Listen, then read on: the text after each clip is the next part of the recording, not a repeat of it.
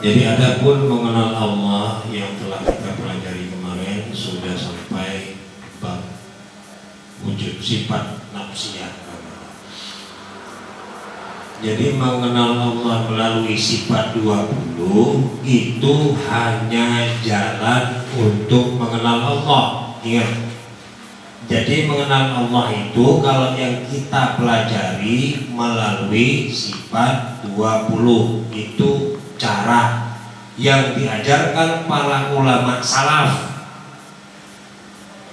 Ya, ulama salaf yaitu ulama terdahulu yang masih diakui Rasulullah.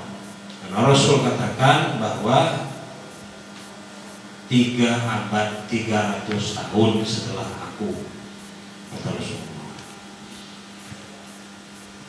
Ya. Jadi kalau kita itu berjalan mengenal Allah itu melalui sifat 20. Adapun yang mau pakai cara nampak tilas berjalan dari sini ke Gunung Lawu umpamanya, nah itu kita tidak tahu. Atau dari sini jalan ke Surabaya umpamanya, yang itu kita nggak tahu. Itu jalannya orang yang kita tidak tahu bagaimana maksudnya mengenal Allah itu.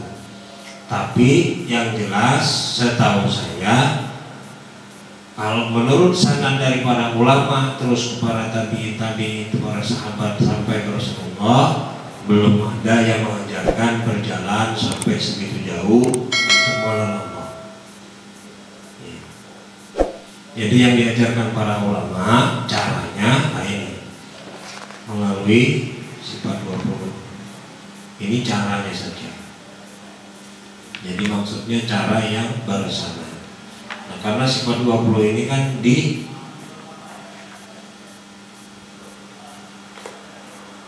ditulis dan dikarang para ulama untuk memudahkan kita supaya bisa mengenal Allah. Tujuannya itu. Nah, dari sifat 20 ini dibagi terlebih dahulu menjadi 4 kelompok atau 4 bangsa atau 4 hal. Jadi yang pertama itu tadi yang barusan kita pelajari kemarin, sifat nafsiyah. Sifat nafsiyah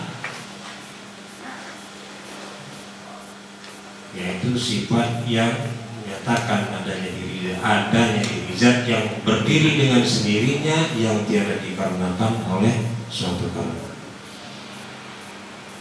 Artinya dari pernyataan sifat nafsiyah itu, sifat nafsiyah itu ingin menunjukkan apa, Bang Rio?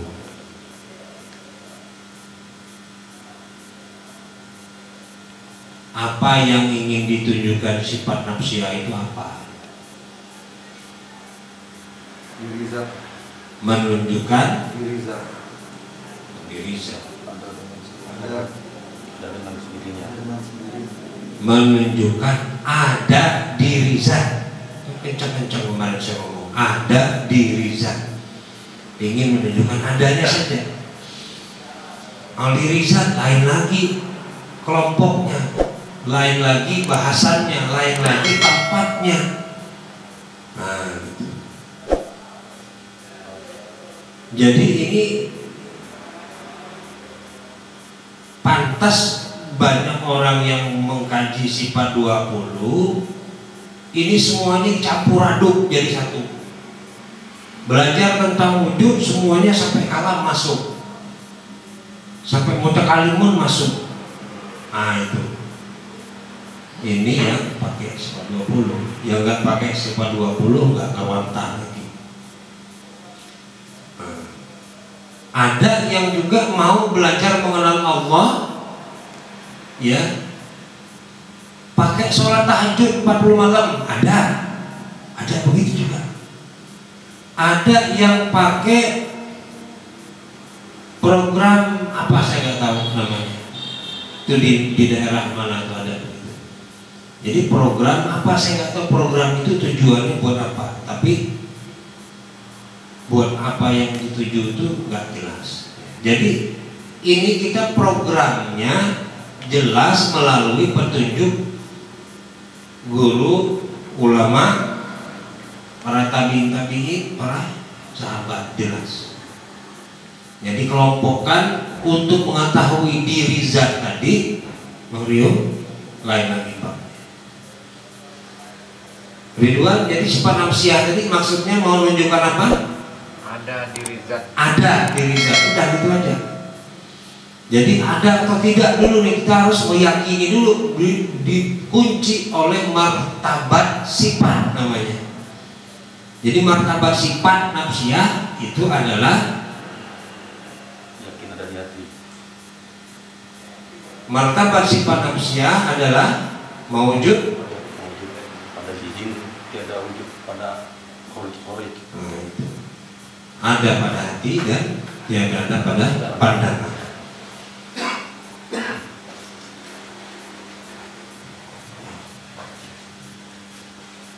Jadi belajar sifat 20, saya katakan sekali lagi, terperinci. Nah, ingat, terperinci. Jelas, jangan sampai selesai belajar sifat 20 kita dipaksa, didoktrin untuk meyakini adanya Allah. Kalau masih begitu, berarti yang menyampaikannya gagal. Nah itu.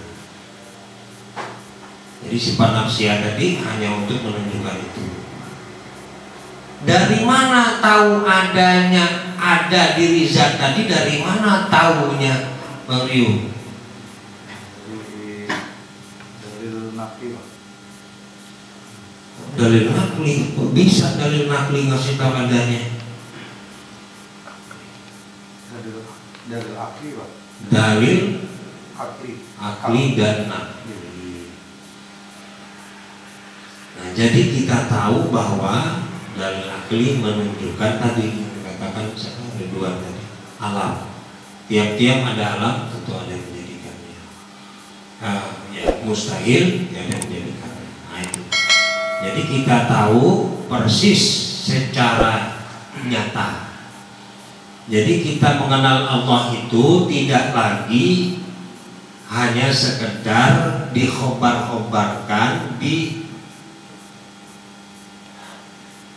dipaksa untuk meyakini, asal-asal paham, asal yakin, seperti zaman dulu. Jadi kita yakin adanya Allah itu sebab kita melihat dengan nyata. Saya katakan nyata. Karena akal yang diberikan Allah kita pergunakan dengan sebaik-baiknya menurut Al-Quran mengatakan itu. Ya kan, itu. Jadi terutama jelas pandangan yang kita lihat untuk meyakini Allah itu dengan nyata.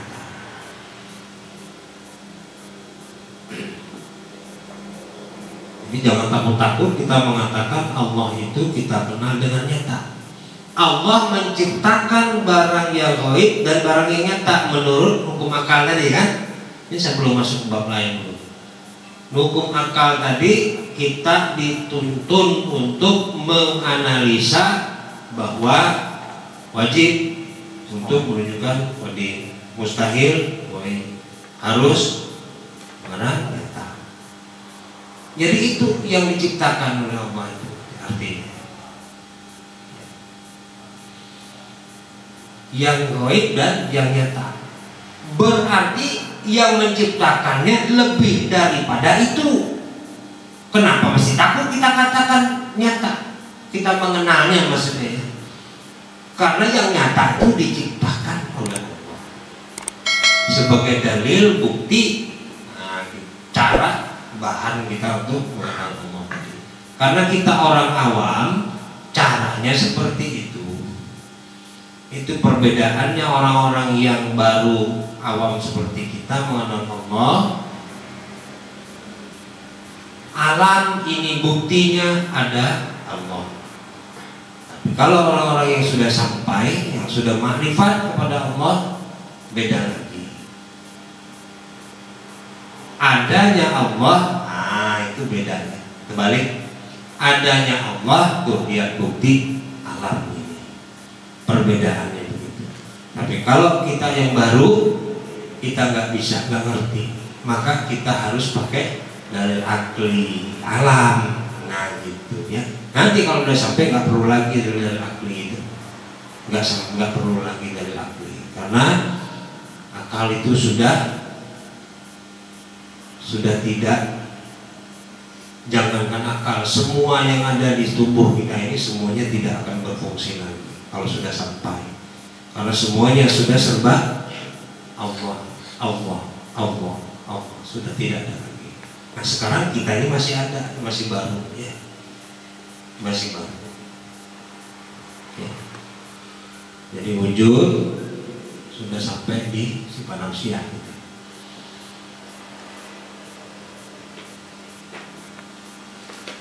Jadi kalau udah belajar sifat wujud,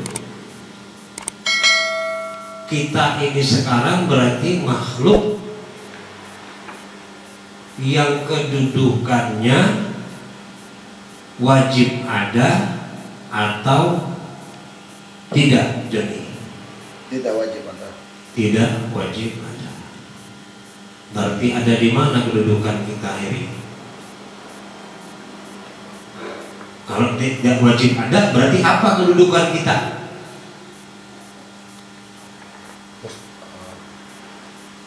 Harus. Kenapa bisa bilang harus? Jelaskan.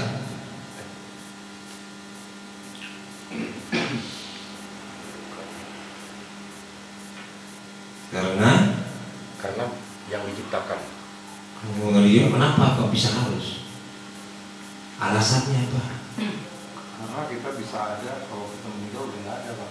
Bisa, boleh ada, boleh tidak, sah kata akal. Sah kata akal adanya dan tiadanya. Sekarang kita ada, nanti begitu meninggal kita tidak ada lagi. Sudah, tidak ada masalah. Jadi barang nyata ini, sifat barang nyata ini, kita, istri, anak, harta dan lain sebagainya, wajib ada atau tidak jadi pada diri kita sekarang di dunia sama, karena itu barang nyata. Jadi kenapa lagi kita mesti pusing?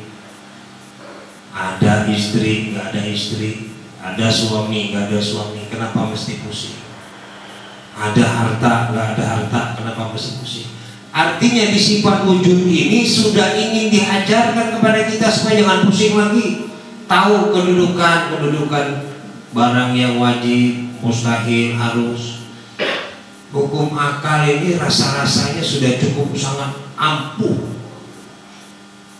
untuk kita pahami sebagai petunjuk kepada diri kita supaya jangan terlalu pening mikirkan tentang hal-hal yang tidak penting. Ya betul nggak?